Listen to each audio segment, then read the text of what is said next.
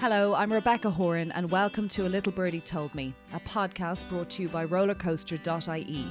In season 4, I'm going to be talking to a range of well-known Irish faces about being in the trenches when it comes to parenting.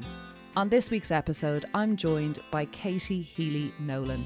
Katie talks to me about caring for her daughter Penelope full-time, raising her 4 children with her husband David, and surviving the Bataclan terror attacks. You can follow Katie on What Katie Healy Did on Instagram, and I hope you enjoy our chat.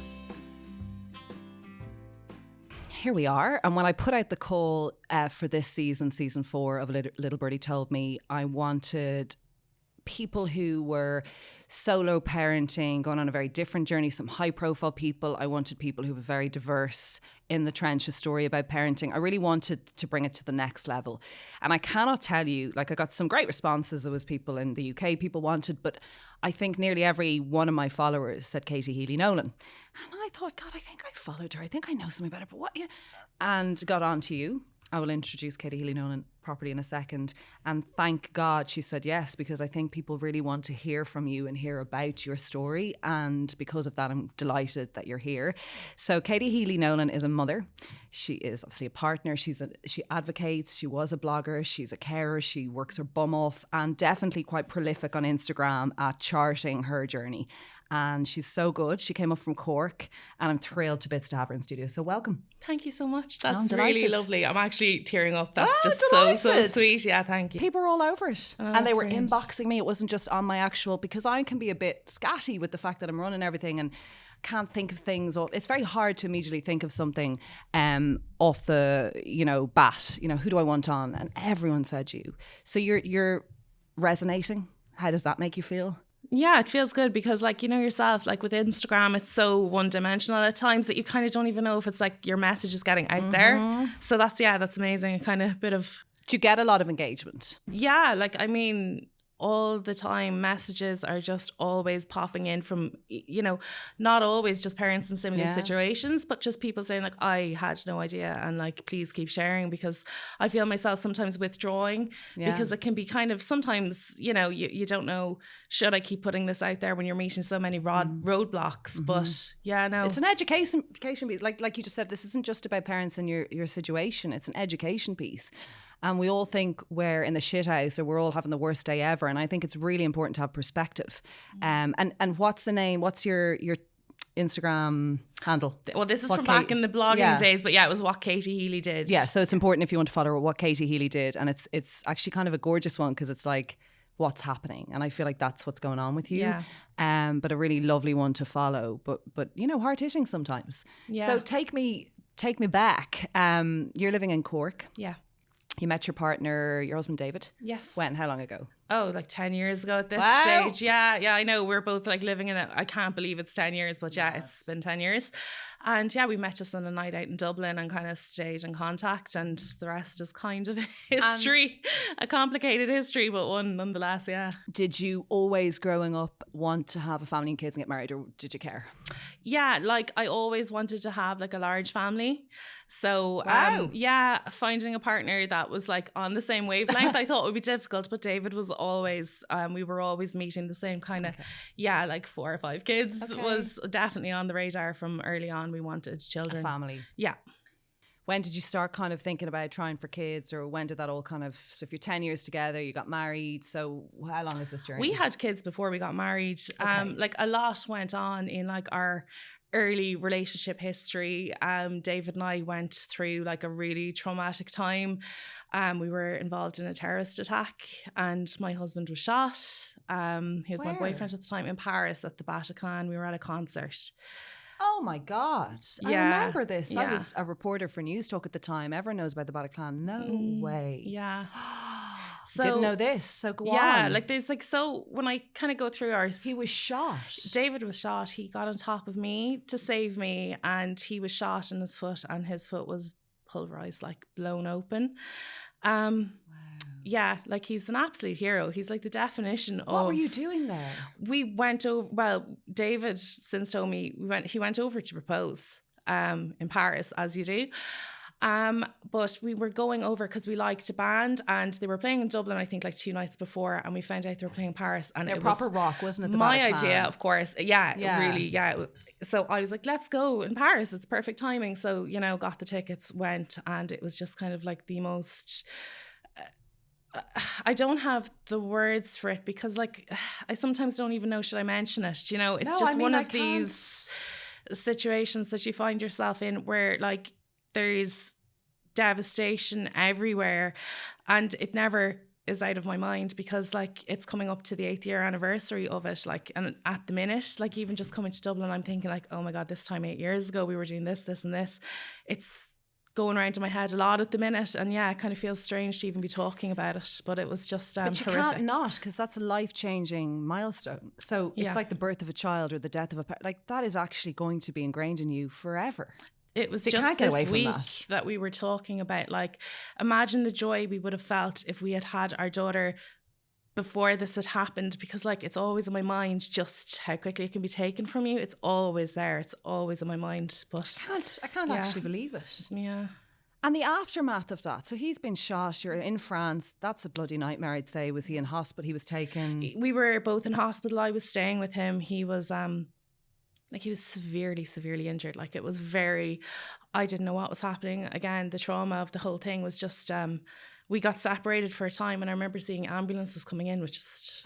Were there many foreigners? I didn't know there was that many visitors, that there was a tour. I felt like it was a very French gay. No, am I completely not really. wrong? It was just such a diverse crowd. Like that's the thing about France. Like you go, like if you went to a concert like that in Dublin, it would just be like a load of people dressed in black. You're right. But there was everyone there. There was like young people, old people, just like it was just joy. It was joyful. And then it just got taken away so quickly.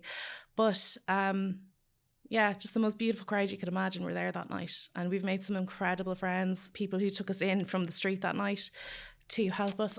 Sorry, I'm kind of like trying not to think about it too much. No, it's horrendous. I'm so shocked.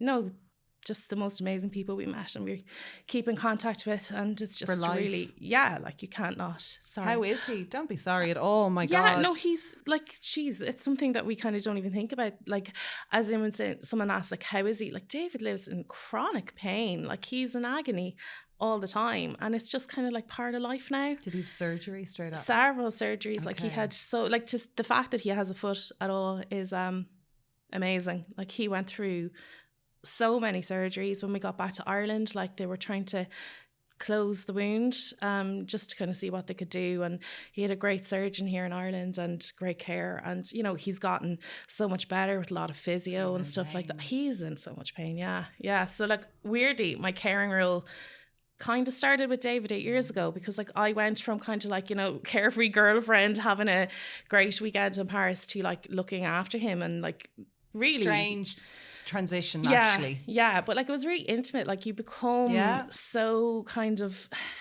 the trust has to be absolute. Like he had to trust me to do stuff you don't want to be doing in front of your girlfriend, because you're always putting the best foot forward. Of course. Yeah, and like those early days are usually just very, like you said, silly, carefree, selfish, obsessed with it, you know, and you're bam into that role. Yeah, exactly. Like we had to give up our apartment because it wasn't accessible for him. He was in a wheelchair for a long time. Jesus. And that's kind of when my eyes got opened up to like the accessibility issues in Ireland massively. Like I'll never forget just trying to walk to bring David out for a nice walk in Dublin, and like the cobblestones were just difficult to navigate. Yeah, really difficult. And like you're trying not to kind of like, he had to keep his foot upright for like 8-9 weeks before he could even think about lowering it. And I was like, oh gosh, like people are banging into him. I don't want to make this worse than it already is. But yeah, like it's an issue that's been for the past 8 years big in my mind. He rehabilitated and walked, but he's back walking, but like he'll need a stick to kind of help him. Kind of like that's just how it is now. He's got you were never injured? No, I wasn't. Like he got on top of me and kind of shielded me from a lot of Is that not true love? Yeah, no, absolutely. Like there's never a question in my mind. Everyone around the time of the wedding, everyone was like, are you nervous? Softness. I'm like, how could you be nervous when you know you're marrying like the most solid person in the world? Like there's no one like David. There just isn't. He's just so he protected you when he heard gunshot. Yeah, of course. Like he was a lot of people would run, or they'd free, you know. No, he is selfless. Like that's something about David. Like, and it's very attractive in a person, is like how kind, and like it's not something you say, it's like he proved himself with his actions. Like he's not one of these people who say, of course, darling, of course I just, save you. But he really did. Like there wasn't, he didn't hesitate. Yeah, definitely not. Gosh, what a start to the podcast, Katie. I didn't know about that. I'm so sorry about that. I remember being in work because I think the Paris attacks had been a few things going on. Yeah. And then when Syria was around, I remember being a news journalist and there was so much in the world that was devastating. I even think the Berkeley balcony thing had happened. Like there was just, that year was so awful. And then the Bataclan, I'll never forget it. And to know someone who was involved in it, I actually never knew that. So you come home to try and get on with your lives, but I presume you still have trauma. Did you get counselling for all of this? Oh, once you're home, it's like your problem. Like it's just kind of like there's no aftercare, there's no checking in to see how his foot is. It's like just get on with life. And really, we did a lot of it ourselves. We went for counselling, obviously, but I kind of am one of these people who I honestly just kind of need to not go there too much. I think we've both had a very normal reaction to a very abnormal situation in our life. Okay. And I think we have the advantage that we were both there. We've both got each other to speak to, kind of like process it with. But are you would you say you're just very resilient? But you're right, you have each other. It's not like your mate who goes off and lives their life and maybe there's a separation actually from the trauma. Some people can't actually be around that person. Yeah. I find it's often like parents who lose a child, they split because they actually can't, but you had each other. But is there a PTSD, or do you think you're actually very resilient? I think people think I'm resilient, but like I find it very difficult, like really difficult. Like we think about it all the time. We find ourselves talking about it all the time. But like when you kind of feel you're struggling, like you link in with who you need to link in with, and that's just what we do, because it's always the people we say she's so strong and resilient, and their softness there is immense. Their core is always more. I always find that like, oh, you're very strong. I'm like, I'm actually not really. You have to be strong. There's no other choice. Like in life, you just have to kind of like, you can't. I always said to David, like the only way we can think about it is like we can't not live our lives now, because like we've got our lives. We've been given such. The fact that we got out that night from where we were, like we've been back over before they reopened to kind of go in and see where we were, essentially, where we were standing and like where we stood. It's a miracle that we got out, and we've just to be so grateful. We've a lot to be grateful for. Try not to dwell too much on the awfulness of it and try to do everything that we can do to kind of remember it respectfully and not kind of let it take over. Yeah. Like we got to go over to the trial and, I got to say my piece and kind of say good for you. These men were cowards, and I got to say that to their face. And I feel like that I don't need to go back now. That's that. Would you go to Paris? Would you go? Do you? I would love to go back when we don't have to go like over for a trial. Official, yeah. Like I'd love to think that I could go back and not be afraid. The last time we went over, I was a bit more calm than I have been previously, because like we went over to kind of go back to the Bataclan just before they reopened or before they started work on it. Then we went back for the first anniversary. The second anniversary, I got to the airport and I couldn't go any further. I had to go back, and David went because he felt very strongly he had to go. I couldn't do it. Like Penelope was born at that point, my daughter, and I couldn't leave her. And I didn't want David to go either, but he had to do it for himself. I just wasn't there.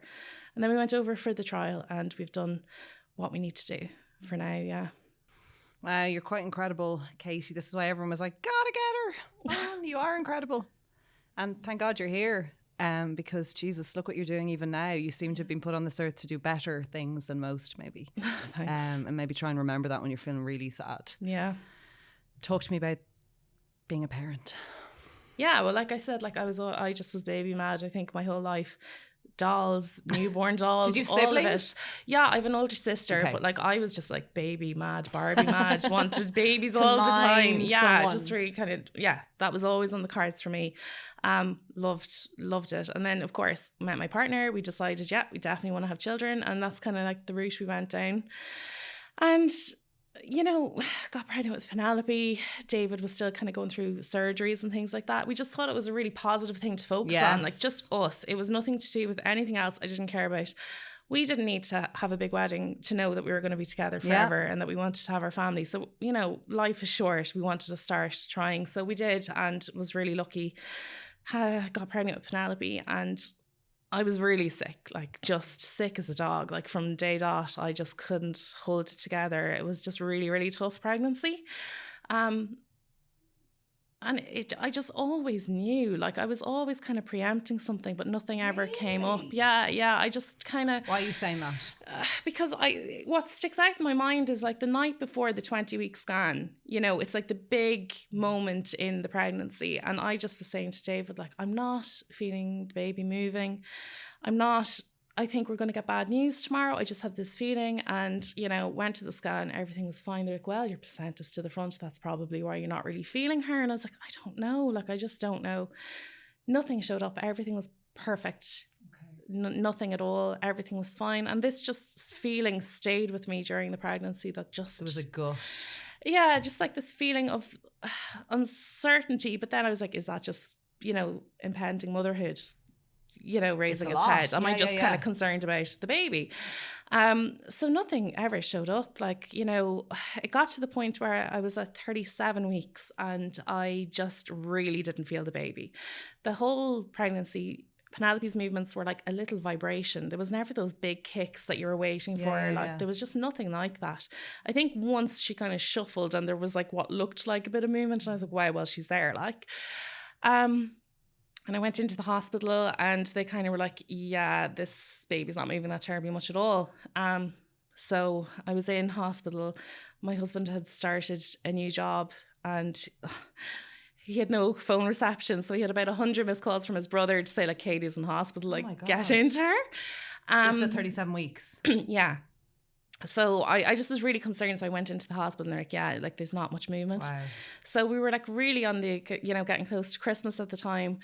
And they were like, right, we are going to induce you. And I was like shocked a bit because I think we both thought that we were going to have our Christmas. She wasn't due till like early January. We were thinking we're going to have our Christmases at home and then that's that. We grow up and become parents. Yeah. And it all went askew. And they told me that they wanted to induce the pregnancy. And sorry, for what reason? Lack of fetal movement. That was it. Fine. Like there was no other real red flags. They were just saying we wanted to get her out. And yeah. Okay. So the induction went to plan. She was born. She was fine. Everything checked out okay. And were you nervous when they said they wanted to induce you? Like what was your instinct? Or were you like, you know what, I'm relieved to get her out? Yeah, no, initially I was like, oh no, Christmas. Yeah. But then at the same time, I think I was thinking like for my own self, I was thinking like, you know, this'll be better. Yeah. So we had her and the birth was name, by the way. Horrific. It's lovely, isn't it? Oh, Penelope's the most beautiful name. And then the most traumatic memories of birth. Horrible. Yeah, it was terrible. It was just horrendous. Like it was at that point where I realized that sometimes as a mother, especially as a first time mother, you're not heard. You know, you're just totally advocating in the labour ward. Yeah, I mean, I if I look back at myself then, I should have been like, yeah, this is not good. This is not okay. I'm in agony here. Wouldn't a man, Katie? And I'm not being difficult or feminist, but I do think a man who's in such. I talk so much to women about trauma in the labour ward. And how loudly they would shout for assistance because it is not okay. Because that kind of pain or struggle, I know myself for my second labour, it was just like something out of a abattoir. And I remember thinking, I just don't think my husband's like, I can't believe women. There's some strange acceptance piece around what we should go through in the labour ward. Yeah, and also I had an epidural, and now I know it was a failed epidural. Yeah, obviously. And like I was saying, I can feel everything, and they're like, just let it kick in, and it wasn't kicking in. And I thought that when I gave birth to my daughter, that was assisted with an epidural and that I had pain relief. Oh my God. Until I had my second baby and I was like, what? He's out? Like, honestly, I was like, that was amazing. Definitely a failed epidural with Penelope. It was just long horrendous. Labour? Not really. It was very much under control because like I had her naturally, like it was induced, but natural birth. I didn't have to have a cesarean. Like, so they were saying like they were going to let me push for another 10 minutes before they kind of things took me down for a C-section. So she got out before that had to happen. Painful. Yeah.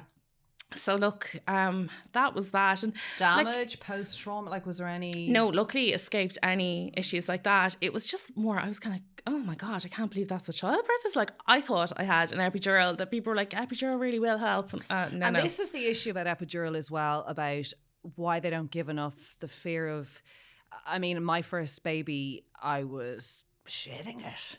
I just remember being like, I'm not going to be able to do this, and labouring at home because of the fear of the hospital, which was stupid in retrospect. And then getting in and they're like 7 centimetres dilated off, and I was like, I can't. See, I had been 2 hours of... I'd been under the care of a midwife-led unit, but then obviously when I went in with the lack of fetal movement, I had to kind of go over to like more medical.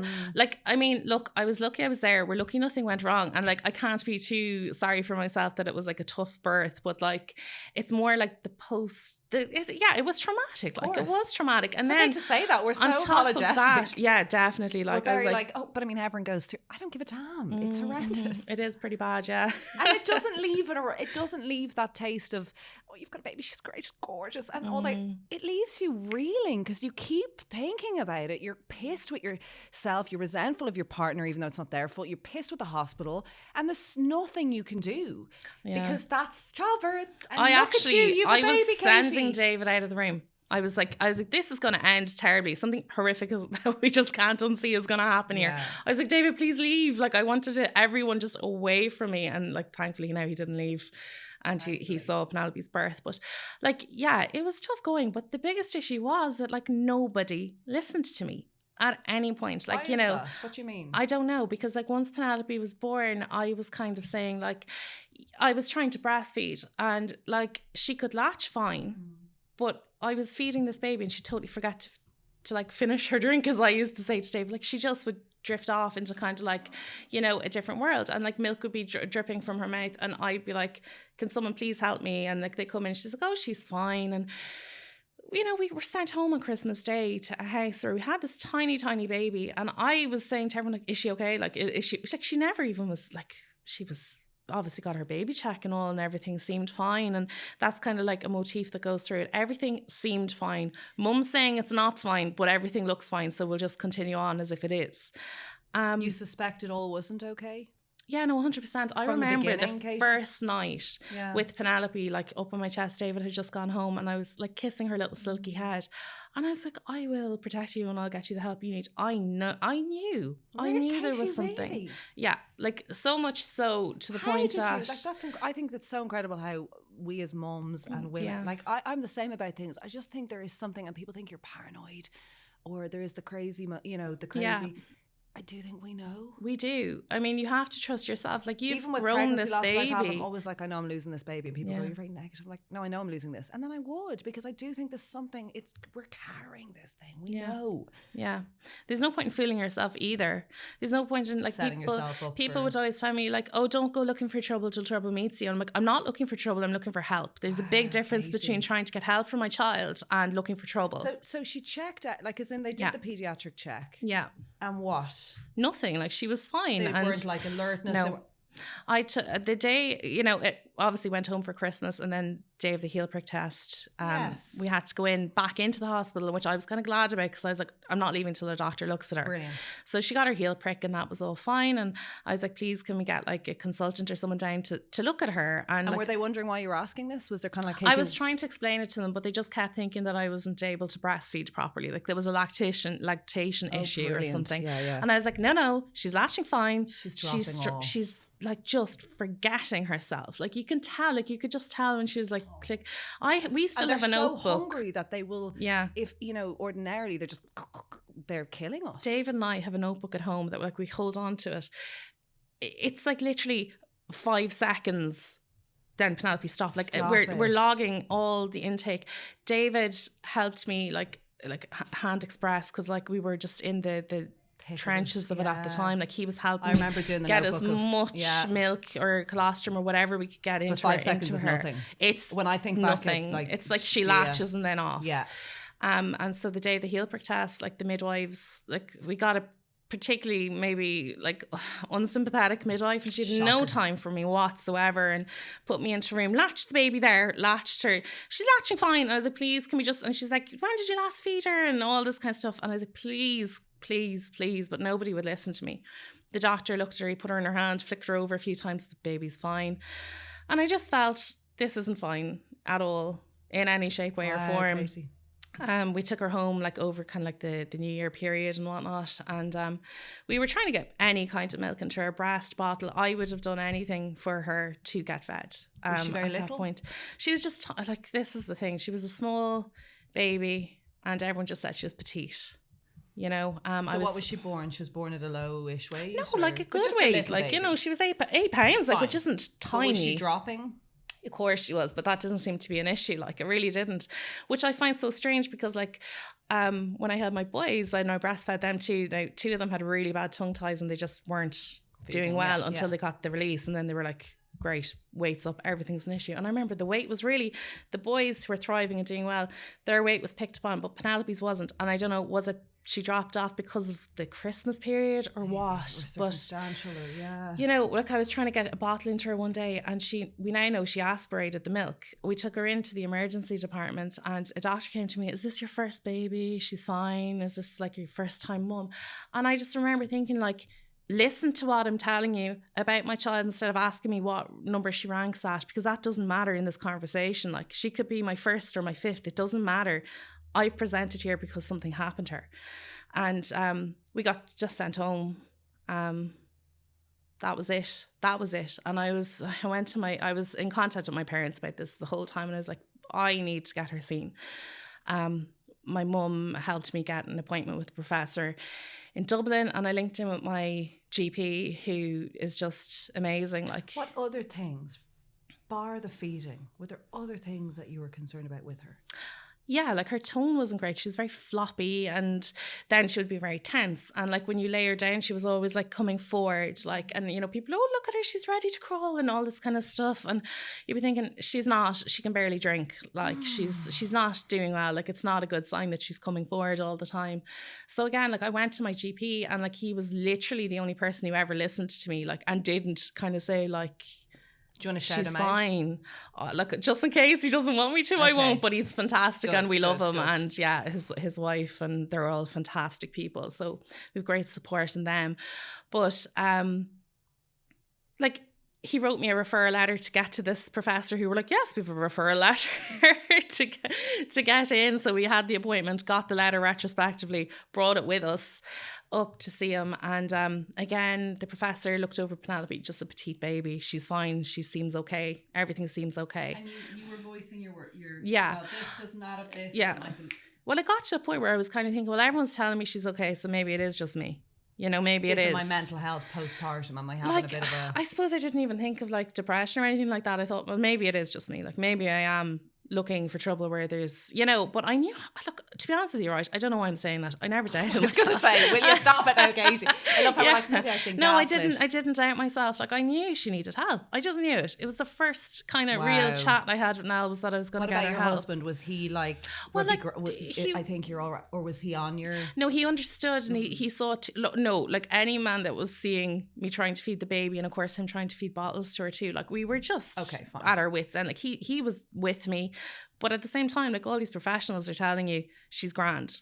So, like, I mustn't have looked too happy, because the professor kind of said to me, look, we'll link in with a colleague of mine in Cork, which was great. So we went to see him after that. And again, he was kind of like of the same opinion. Things seemed okay. What age is like she now? 8-9 weeks, very young, like. And he was like, look, come back to me in 3 weeks' time and we'll see where we are from there. Came back in 3 weeks, and of course, like, you know, everything had been fine. So I was like, Dave, just go to work. Like, you know, there's no point in taking a day off for this. I knew, like, when the professor was looking over about 3 her, months old, in and around that, yeah. And he's looking her over, and things just weren't. I was like, yeah, well, this is good. He's really concentrating there now. And he came over to me and just was like, look, I need to organise a few things. I'd like you to ring your husband for him to come in, and we'll chat about it once he's in. And I was like, oh God, like, something's been seen. You don't want it to be seen. I would rather the first outcome that, like, I just was really, you know, looking for something that wasn't there. But no, there definitely was something there. So it literally snowballed from that, from nothing to she needed an MRI in for loads of blood tests, lumbar punctures, CTs, everything, from nothing. And that's kind of like, prior to that, I'd never put up pictures of her on Instagram. Like, if I did, it wouldn't show her face or anything. I didn't even put her name out there. I just wanted to keep her private. She was our little joy. Like, so I kind of said to David, I need to start kind of just writing this down, because you need to I needed to process it too, because like as I said, I have been told like everything's fine. So I started just kind of putting pictures out there. Can I ask you, medically, without getting into some legal argument, do you kind of think in retrospect it would have taken them, and this is me on the outside, till maybe 3 months anyway to properly diagnose something? Do you think sometimes it actually takes, the way he was like, come back in 3 weeks, do you think perhaps there was a slight suspicion from that, but he wanted to, because she stopped like that tiny, so young? Yeah. Or do you think, no, bullshit, Rebecca, they fecking knew from day, or they didn't properly? No, I think that what one doctor has since said to me is that they'll never give the family the certainty that everything's fine till they know that it's not anymore, because of what we went through.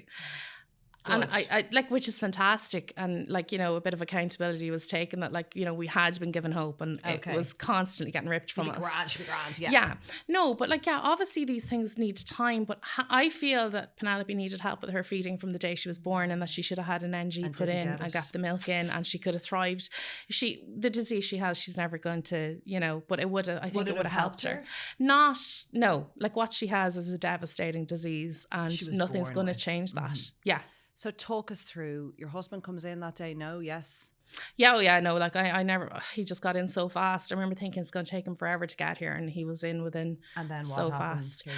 Just conversations about MRIs, all this kind of stuff. The next day we're literally sitting in the hospital together. What's wrong with her? Why? What's wrong? No, because I just kind of knew. I was like, right, we need to have a look at our brain here now. Great, okay. This is what we needed in the first place. Like, this is great. It was upsetting and sad, but at the same time, she's now getting the help she needs, and that's what we need. We need to get her the help, and we're in the right place now, and things are moving. We've got the right person on our side who understands Penelope. So that's what it was. And from that day, battle on to get a diagnosis, which took till she was nearly 2 to get the diagnosis. And yeah, it was tough going. From 3 months to nearly 2 to get an absolute diagnosis. She has a really, really rare genetic disease. Like, I mean, this went through, like, we had genome testing, we had everything done. And like, there's only one other case of it globally. There's a few different types of her disease. Like, there's loads of different variants of it, but the exact variant Penelope has it's only in the global database. Tell us what Penelope has. She has a Cas gene mutation and pontocerebellar hyperplasia. So basically, her cerebellum, which is kind of like, your movement and your the way I say it, Penelope feels like she's at sea all the time. She's never going to be able to sit, walk, talk, eat. Some children with similar presentations do some of these things, but it's pretty devastating. Like, Penelope is I would say her care needs are like that of a newborn in the body of an almost 7-year-old at this stage. Yeah, so she has a lot of care needs. Like, she's peg fed now, thankfully. What's peg fed? She's tube fed, so she gets like a formula through a tube that goes straight into her stomach and nourishes her. I mean, she's 31.5 kgs now, so she's a big girl, which is fantastic, because for so long she was tiny. So you were always worrying about and I was always worrying about her weight. So now she's perfect, like a little bit of a belly hanging out over the trousers every so often. You're like, love to see it. Yeah, no, so she's great. She's overcome so much. Like, she's had a lot of fights on her hand, and she has a suprapubic catheter because of urinary retention. So she has that. So your day, I'm going to talk to you about your day. When you were pregnant, and this is not a controversial or a loaded question, and you don't have to answer it if you want, but was there ever, you had the 20-week, did you have a harmony test? No. Were you encouraged to have it? Did you care about it? No. Like, do you remember being brought up? Do you remember? No. And on my 3 subsequent pregnancies, I've not done it either, because Penelope's, it's a de novo mutation. And it's so rare. It's not like you were... Which means that, like, it is genetic, but it's not... My husband and I aren't carriers of it. De novo, I remember a fantastic professor, a neurologist in Tampa Street, she explained to me, it's just like a little spelling mistake. In the very early days, just something just didn't quite find its so way. It's not about testing you two as part, because I remember with losses having to get tested genetically in Edinburgh, and it was bloody expensive. And this is the thing, it's also this privileged world, you know. Harmony isn't cheap. A harmony is I think it was 500 or 600 quid, and then to go and spend $2,000 in Edinburgh to find out what the hell was happening, why were we having losses, do we have a genetic issue, then finding out no you don't, then you're back to the drawing board, and why are you having ectopics. So there's all of this stuff that's fired at you. But I do remember, for whatever reason, was it when I had my babies, always been encouraged to get a harmony. Now I have friends who didn't get harmonies, but I do remember getting them waiting for those results on Edward. But it doesn't cover, like you've said, and it doesn't cover everything. It's not, and also it's not a given. So you could go into something and preempt. So everything is a bit of a gamble, we know, when we're having our babies. But I just want to know, was there ever so the 20-week nothing has shown up in the brain? Nothing. No. Everything's perfect. Yeah, okay. Yeah. So it's all post. See, in the MRI, her cerebellum is underdeveloped, so it's very small. She also has optic nerve hypoplasia, which means like that the blood flow to her optic nerves kind of like it's just not great. So the messages don't get to the brain. She has visual input, but like, it's subjective. We don't know what she sees or what she doesn't see. And this is purely genetic. There was nothing from trauma at birth. There's nothing else anyone could have done. No. This is genetic. No, genetic. Like, I mean, it was a tough birth, but that had nothing to do with it. No, unfortunately, like, it's just one of those things that was going to happen anyway, even if it was like the most, we breezed through the pregnancy and breezed through the birth, you were still going to be met with this really... But you knew you were very sick during your pregnancy, you were funky about the 20-week, you were weirded out by the 37, you were induced, you had a crappy labour, you were a bit concerned about that breath. It is just very interesting how in your heart of hearts something was amiss or different, and you knew it. Yeah. And I always say this because, like, people always say to you, like, oh, as long as baby's healthy. But, like, love does not hinge, on health. Penelope couldn't be more loved. It's not what this is about. At all. Do you know? And she's not wanting Penelope, for love. Like, that's not... Like, every parent kind of goes into this, like, if you decide to have children, like, you prepare yourself for several different outcomes. Now, this isn't something I prepared for myself for. I didn't think that nearly 7 years later I would be on a podcast talking about how, her rare genetic disease and like lack of, accessibility, and how difficult services are, and having to advocate, and like the financial cost put on families for having a much wanted child with a disability. And that's what it is. Like, families like ours get kind of like penalised almost sometimes for having a child. Listen. And like trying to give her the best possible life for her. And when you do find yourself advocating, I am advocating for Penelope, but I'm also advocating for the other parents who don't want to put themselves out there, or maybe don't have the voice or the articulation, it's tough. It is tough, and the grind is enough. Sometimes they don't want to go and speak. And so, like, when you sent me the message, I was like, yeah, definitely. Oh, listen. Yeah. If you weren't going to come on, I'd come down to you. I'd be in your house. Hi. Yeah. You 2 kids after. Let's talk about the day-to-day of Penelope and what you're advocating for. But you also went on. So your diagnosis comes around 2. Yeah. When do you have your next baby? I was pregnant with Teddy. Japers. Yeah. Right. Like, we had been told like that previously, like there was no reason not to. And then we were at an appointment, and the neurologist kind of was chatting to me, and of course I had my dad with me, and I was not telling anyone about their pregnancy just at that point. And she goes, you're young, maybe hold off on having any more children until you get a diagnosis. And I was like, asked my dad, I was like, Dad, can I have a moment please, like, and Dad left the room, and I was like, I'm like 17 weeks pregnant and I'm getting married in like 3 weeks. Why? Feck off. Yeah. I was like, why? What do you think? And she gave me just like she's just a fantastic person who gave me so much like peace of mind, and just told me to keep on to like, live your life. And were you nervous for that pregnancy, or did you kind of... I was a bit nervous, but like, no, it felt different. Like, it did feel completely different. I knew that little Teddy was fine. Along. Yeah. Then you have another? Yeah, Rupert. Yeah. Beautiful names. Thanks very much. Love your names. And that's it? No, we've had another baby, Ralphie. He just turned 1, so... Is that who I'm seeing on the... Yeah, little Ralphie is my little dote at the moment. Beautiful He's names. just a little sweetheart. You Penelope. are formidable. Well, I mean... You are formidable. 4 kids. Yeah, we kind of wanted to have them all close together. So, like... Do you feel like that might be... You don't know? You're not going there? I don't know. Like, I mean, like, realistically, like, with Penelope's care needs, yeah, probably is. But you never know. I'm not going to rule it out. How did they... Forget about the 1-year-old for a sec, because obviously... But how did the brothers of Penelope... How did they... Teddy is just incredible, right? Teddy has just been the most loving child to Penelope. Like they don't know Penelope any different, but like they are mad. The boys are just mad. They're running around going nuts. Penelope's there, oh, sorry, Pen P. They call her Pen P, and like making sure she's okay and seeing her come in from her school bus. And they're just fantastic little brothers. Like Teddy in particular is just fantastic. And Rupert he's following in his brother's footstep. And even Ralphie has like this strange little bond with her. He's over there hanging on to her leg, all the time. And he's very like her looks wise. So no, they're just, I think it's nice a that dream you've actually team. created a hub around, like, you could have, this is again outside perspective, you could have not had more children. You could have been so fearful of having more children. We were fairly certain. A community. We were certain that we wanted to have all our children, and that we want, like, look, with Penelope's condition, it is life limiting. We don't know how long we have with her, or we don't know what the future holds. We wanted Penelope to meet all her siblings and vice versa. Like, we want Teddy and Rupert and Ralphie to know Penelope and to remember Penelope. And I think siblings of children with disabilities have such an advantage on all of us. They're just better people. Like they have got so much more acceptance and empathy, love, and they're 100. Yeah. I know it from any of my friends. They're just different. It's like different. My 4-year-old could teach 40-year-olds. Sorry, 4-year-olds in general could teach us all. They could, yeah, that's for sure. But like the I even love how they don't notice colour or dip. Like my daughter, they don't see a wheelchair. I think it's quite incredible. But we see the flaw in someone, or we see the disadvantage. We cannot help it. And I don't know, are we bringing up children differently? Isn't that gorgeous? I think we definitely are.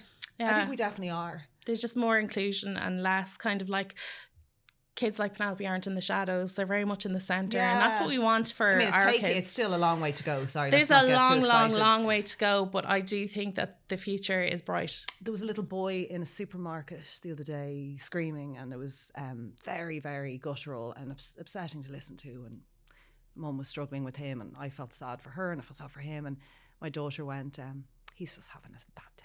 Exactly. And I remember being a kid and being scared. And my mum going, shoot, over here, let's leave them. And not out of badness, but I do remember just such a fear of anything different, or looking and staring, and that piece of don't stare, or this kind of strange. She was like, I'm having a bad day. Mum, do you think I should bring in Malteser? I'm like, oh, I'll just leave them out of pet.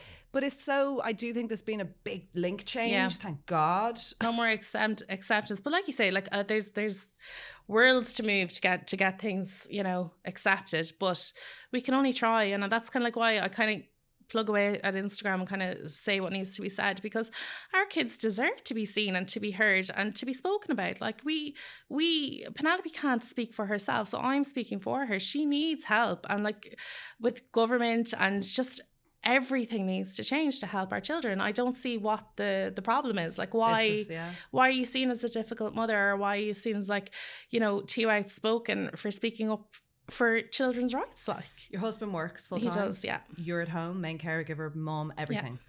Yeah. What does your day look like?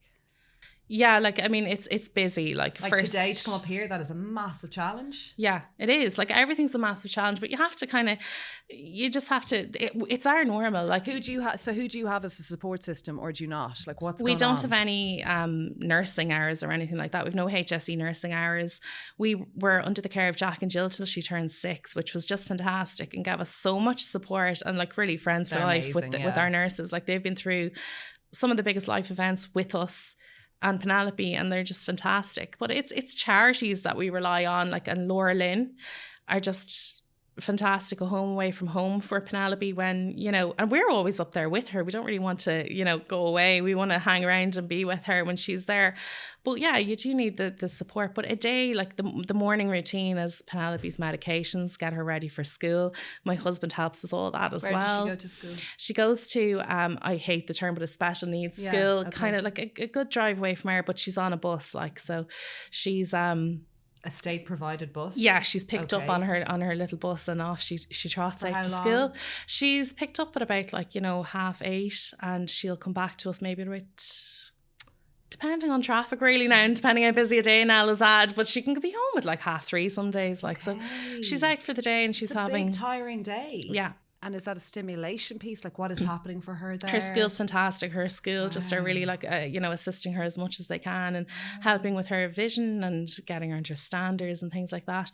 Making sure that she's, really engaged, and she is engaged and she loves it. So she's there, very hard. Some people are fighting to the death for these places. And we did too. It took us a long time to get her to a school. Like, she should have started school 2 years ago. And it didn't go that way, but anyway, look. But you've 2 other children that are also in school, and then a baby.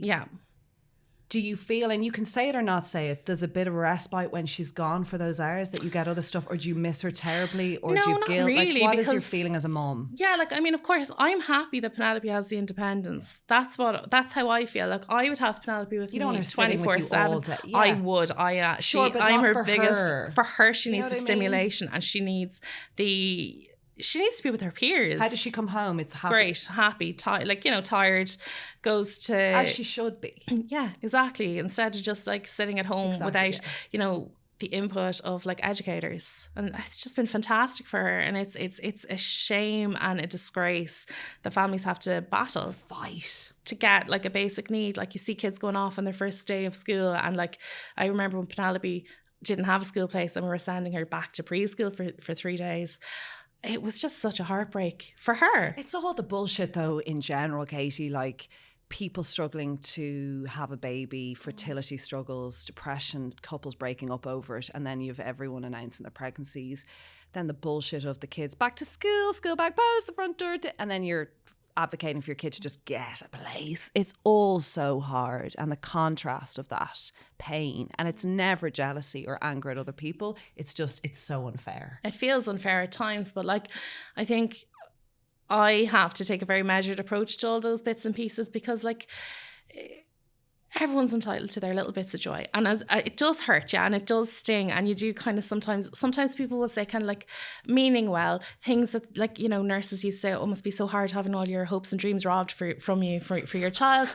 And I'd be kind of like, I could see it was coming from a good place, but at the same time it made me want to get sick.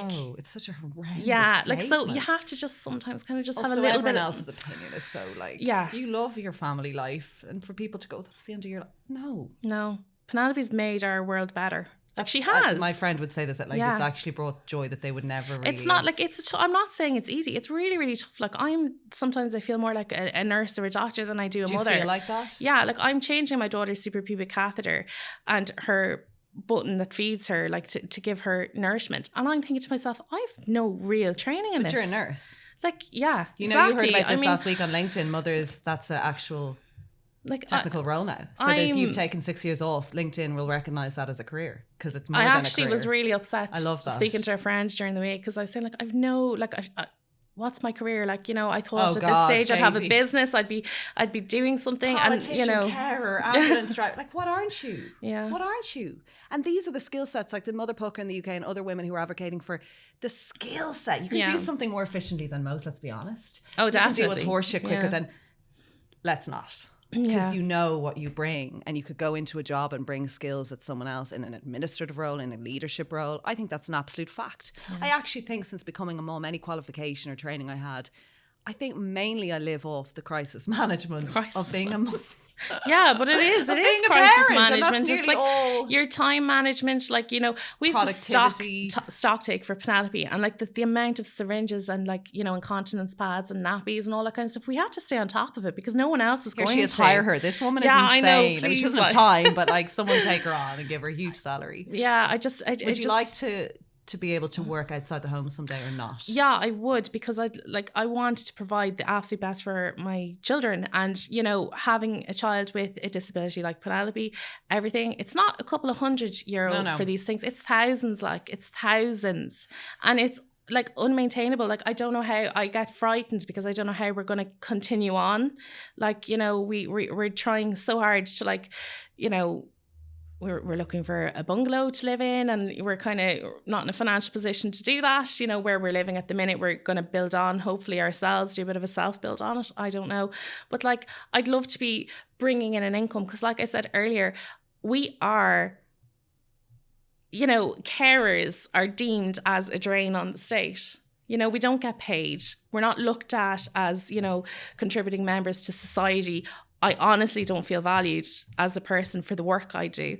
We're paid so little when the government in charge, and any government would know, it doesn't matter like what your political leaning is, you know that having a child with the needs that Penelope has, it's thousands of euro we have to book up every year for her. You need to walk in her, she will snip that for sure, and that'll be fecked out everywhere, I can promise you. But until you walk in someone's shoes, it's not really on anyone's agenda. So I think it's really vital that piece is thrown out there. And carers can't take our children onto the street. We try and we will when it's possible, but we can't bring our children to these politicians because they're not well. They're not well. Penelope's been very unwell the past couple of weeks, and it frightens me because I keep saying to David, it'll be too late by the time we get her what she needs. And they're doing this to us like you're punished. You're constantly told what you can't do and what you can't get for your child. And we're just doing our best. And our friends and our family and, like I said, our doctors and everybody's trying, but you're meeting roadblocks. And the only roadblock is the country we're living in. There's a lack of empathy and a lack of support. Or it's about the economy at large as opposed to the people living in it. There's parents begging for respite, begging. And having to go public, like when I started in my Instagram about Penelope, it wasn't. I didn't understand advocacy, and I didn't think I'd have to be doing things like this. But I didn't think I'd have to put her medical information out there to be heard, to go on the late to talk about lack of services, to go on radio stations, to be writing articles about just the dire straits our children are in when they're so valuable. Like Penelope and her little friends are just a blessing to this world. Like, won't you die knowing you were the best mother and the best advocate? You know, what is that not some kind of peace of mind? Even with all the horseshit that goes on, you have done your damnedest, and even the small steps you take, small graces will come from it. We need so much more. But don't you feel like this is actually also your role? You're just going to always plug for her. Yeah, and I'll continue to plug to her until I have no breath left in my body. And unfortunately, it'll be long after Penelope's gone. I'll continue. But it's just when you're in a hospital and you're told all you can do for your child is to keep them comfortable, and you struggle to do that some days based on like not having things that she deserves, like a bath seat. Thankfully, we sourced one ourselves, but like we're told to a child that can't sit to sponge bath her in the kitchen, you know? I'll never accept things like that. And I'll never feel like I've really succeeded or done enough for Penelope and other children till no family gets put through that stress and strain. So I'll be a difficult mother, and I'll put myself out there, and it doesn't matter what other people think of me. All that matters is that children and services know that our kids matter, and they have to step up to the plate. Like you can't deny children services and equipment. You just can't. This woman needs a break. She needs to be cared for herself. It's not actually just about your children. As precious as Penelope is, you might actually need to be minded too. It's very hard for your husband to do it when he's also providing. And someone can get in touch on Instagram of Katie Healy Nolan's handle, and they have anything nice that they can contribute or help with or give this woman a bit of a day. Like, can people just be sound? Because life is so fucking hard. Honestly, to me, no, but we need a bit more of that. Contributing any little bit of money that they have to Laura Lynn and Jack and Jill and Child Vision, Irish Guide but Dogs, also the politicians knocking their doors if she can't get up there. We need protest. I know the carers are always at it, but I'm talking about a very small separate piece. Let someone give some love back. God, Katie Healy Nolan, I could speak to you for hours. You need to have a documentary made. I'm sure that'll come. I really hope that comes. You're a very inspiring, smart, special person. There was a reason that you both didn't have fatal injuries that day, because look what you are going on to achieve in this country, and you have to be an asshole. So don't stop being an asshole, because that's not actually what it is. It's that you are doing the better job. For all the ones sitting back here thinking they've day-to-day in the trenches stuff, you are in the trenches. And you look stunning. Thanks very much. Thanks for coming into studio. Thank you so much for coming on. Thank you. I really enjoyed it in a weird way. Cathartic, I think, is the word. It's just I'm weird. Thanks, Kate. Thank you. I hope you enjoyed this episode of A Little Birdie Told Me, and if you did, it would mean a lot to me if you could like, subscribe and share this episode.